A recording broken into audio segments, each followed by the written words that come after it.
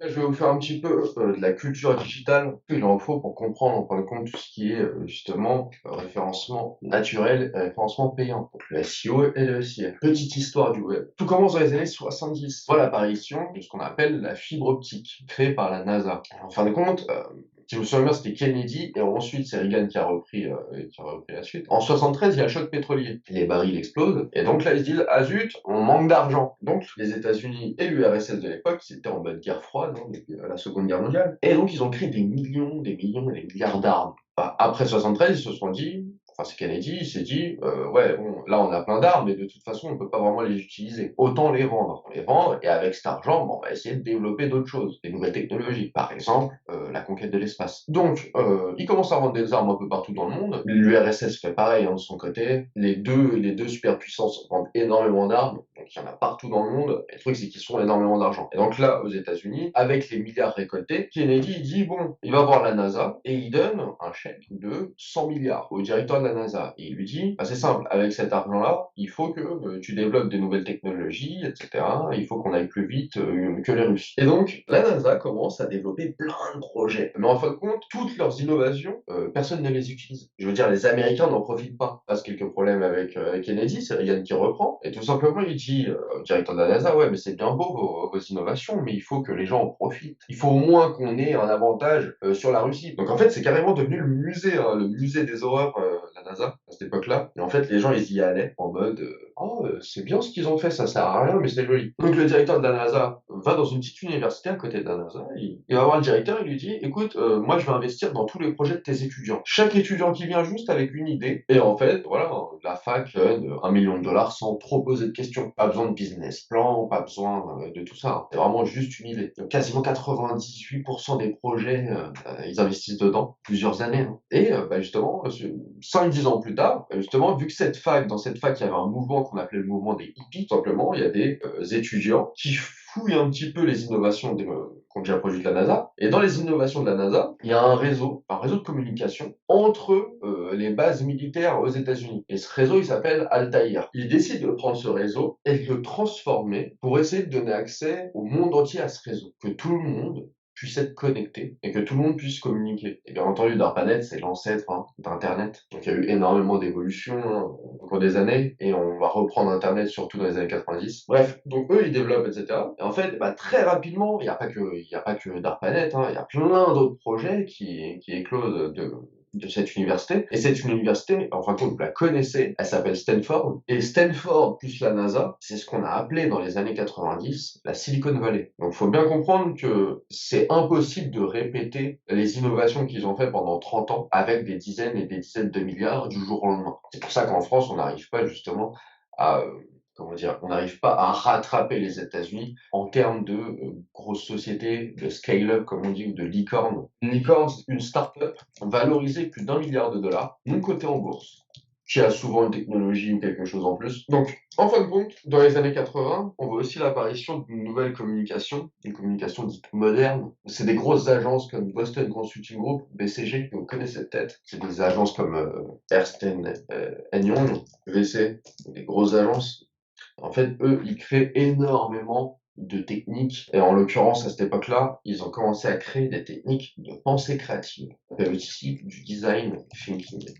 Bien entendu, vous connaissez le brainstorming, c'est eux qui l'ont inventé. Le brainwriting et plein de nouveaux moyens de communication. Bien entendu, hein, Internet arrive déjà, mais c'est vraiment les balbutiements. En France, on crée Minitel, qu'on n'a pas vraiment connu, hein, parce que petit problème de com aussi. Dès les années 90, on voit l'apparition du web statique. Le web statique, c'est le web 1.0. Ce web-là, c'est un web qui met très longtemps à s'afficher. C'est les fameux modems 56K.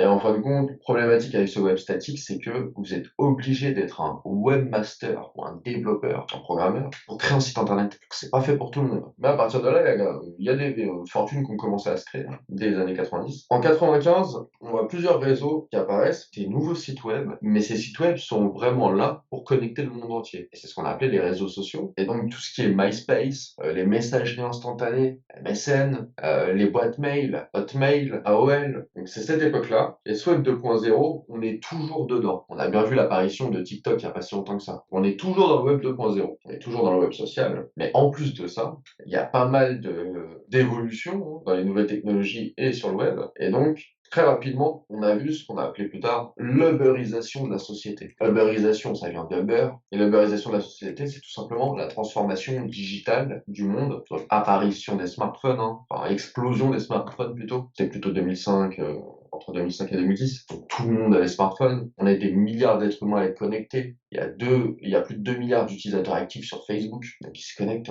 tous les jours. Et bien entendu, l'utilisation des données, ça crée d'autres problématiques, mais ça résout pas mal aussi d'autres problématiques. Donc, ce qui se passe, c'est que on voit l'apparition de nouvelles compétences, de nouveaux métiers, explosion de nouveaux métiers, et on est carrément, en fin de compte, dans la révolution informatique. Et la révolution informatique, elle est un peu différente de la révolution industrielle, tout simplement parce que la révolution informatique, elle évolue 10 voire 100 fois plus vite que la révolution industrielle. Et en plus de ça, on en est qu'au début, alors que ça fait une trentaine d'années. C'est-à-dire que c'est une révolution qui va durer plus longtemps que la révolution industrielle, quand on est dans les balbutiements de la révolution informatique, et qui va être beaucoup plus disruptive et qui va modifier tous nos comportements. Et donc, depuis les années 2000, on voit une nouvelle bataille, un nouvel or noir. Le pétrole est de moins en moins important, entre guillemets. Et là, maintenant, c'est la guerre des données. Donc, les données, ce qu'on appelait les data, ces données, on est obligé de les stocker. Donc là, on parle surtout des grosses boîtes, parce que les petites boîtes utilisent les données, et on va voir, on va voir qu'on va en profiter beaucoup sur la plateforme Google Ads. Et on va utiliser les données dont je vous parle. Donc, en fin de compte, même en tant que petite boîte, on peut utiliser ces données, mais c'est surtout les grosses boîtes qui utilisent nos données et qui les revendent à notre insu, entre guillemets. Donc, je vous donnerai quelques exemples juste après. Donc, bien entendu, je vous ai mis une ligne gros hacking parce que c'est mon métier, mais justement, ça, c'est un domaine de compétences qui a éclos dans les années dans les années 2000 surtout. Et en fin de compte, on a mis un terme là-dessus, sur ce métier, en 2010. Vous avez sûrement déjà entendu parler de Big Data. Les big data, c'est le fait d'avoir énormément de données et qu'en fait, pour traiter ces données, il faut des logiciels professionnels de traitement de données. Et donc, avec les big data, on voit l'apparition des data centers, les banques de données. C'est comme les banques traditionnelles, où il y a de l'argent dedans. Bah, au lieu de l'argent, il y a des données. Il y a nos données personnelles. Le petit souci, bien entendu, c'est que, comme une banque, ça peut se faire braquer, cambrioler. Donc, il suffit qu'il y ait un hacker, pirate informatique. Attention, gros hacker, c'est pas pirate informatique. C'est vraiment plus tourné vers tout ce qui est marketing, analyse de données, programmation, design thinking, etc. Un hacker, c'est un pirate informatique. Un hacker, il peut juste aller à côté d'un data center, voler des données et ensuite envoyer une rançon. Le problème de ça, des data centers, c'est que ça utilise énormément d'électricité. Le problème, c'est que si on utilise énormément d'électricité, il y a une problématique de pollution derrière, d'écologie. Ces data centers, dites-vous qu'il y a il y a quelques employés à l'intérieur, ça équivaut à l'utilisation d'une petite ville de 2 à 3 000 personnes par jour. Comme s'il y avait 2 000 à 3 000 personnes qui étaient dans le data center et qui vivaient, alors qu'il n'y a personne. Mais, bien entendu, les big data, ça a encore une fois créé de nouveaux métiers. Le problème des big data, c'est que c'était assez complexe pour comprendre ces données.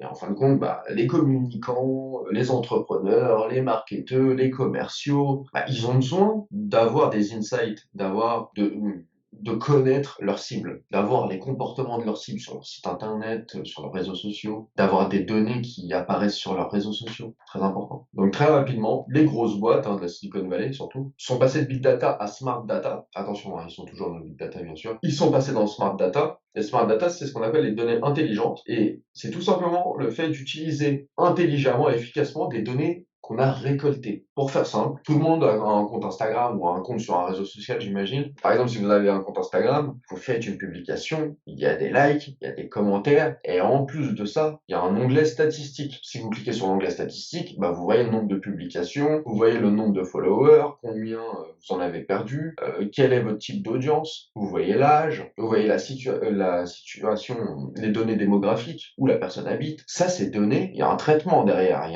y a un outil qui est derrière justement votre compte et qui analyse tout ce qui se passe sur votre compte. Et ensuite qui vous les retranscrit, mais plutôt de manière audible. C'est assez simple à lire, quoi. Alors qu'avant c'était pas possible, on était obligé d'être justement data scientist et vraiment aimer les données. Maintenant on n'a plus besoin de ça.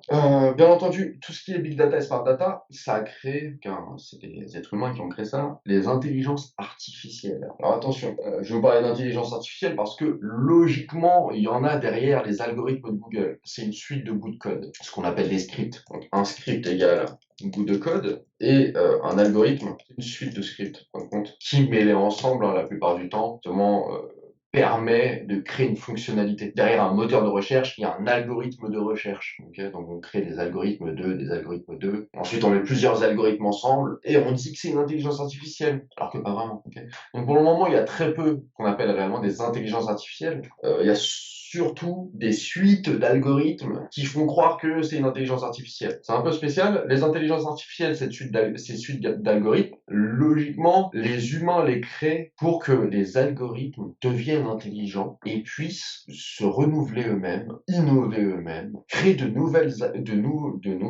intelligences artificielles elles-mêmes. Okay, donc des intelligences artificielles qui créent d'autres intelligences. C'est un peu et ensuite ils travaillent ensemble. Et on va utiliser les intelligences artificielles des GAFAM. Donc nous, notre but, c'est pas de se dire, voilà, je suis contre le web. Non, bah, on va l'utiliser.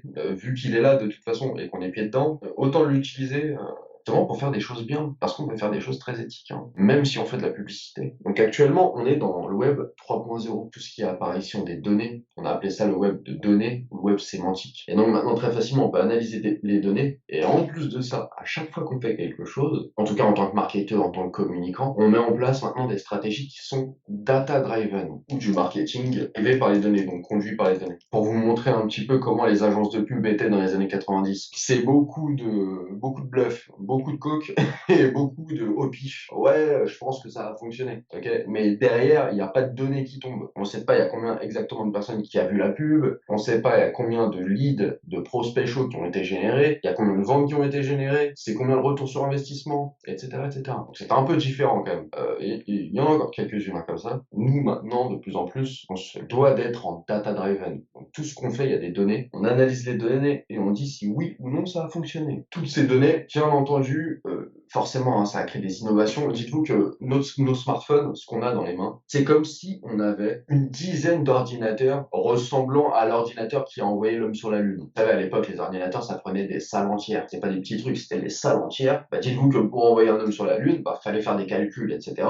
Et donc, eux, l'ordinateur qui a envoyé sur la Lune, c'était plusieurs salles. Donc, dites-vous que dans notre main, c'est comme si on avait des dizaines d'ordinateurs, hein, et des puissances de calcul énormes. C'est pour ça qu'en fin de compte, c'est un outil. Le téléphone, il faut l'utiliser comme un outil. Il faut pas l'utiliser juste pour les loisirs. D'avoir un filtre, en fin de compte, quand vous l'utilisez. Et bien entendu, bah, les techs et les scientifiques se sont tout simplement dit, bon, on est arrivé à une certaine puissance de calcul, c'est cool, mais nous, on aimerait aller plus loin. Et pour aller plus loin, eh ben, on va créer des ordinateurs encore plus puissants. Et ces ordinateurs encore plus puissants, bah, dites-vous que, là, vous prenez votre ordi portable, bah, dites-vous que ces ordinateurs quantiques plus puissants vont tout simplement être 1000 fois, 10 000 fois, 100 000 fois plus puissants que nos ordi actuellement. Et bien entendu, c'est pareil. Ensuite, ils prendront cette technologie, ils la mettront dans les smartphones. Donc, dans 10, 20, 30 ans, on aura des smartphones, des ordi portables qui seront 1000 fois plus puissants. Et donc, on pourra faire 1000 fois plus de choses, logiquement. Bon, il y en a certains qui vont jusqu'à la téléportation et tout, hein. Ça reste de la théorie. Téléporter des objets, aller à la vitesse de la lumière. Et là, on voit tout de suite à quoi ça sert, hein. Aller à la vitesse de la lumière pour la conquête de l'espace, forcément, ça intéresse.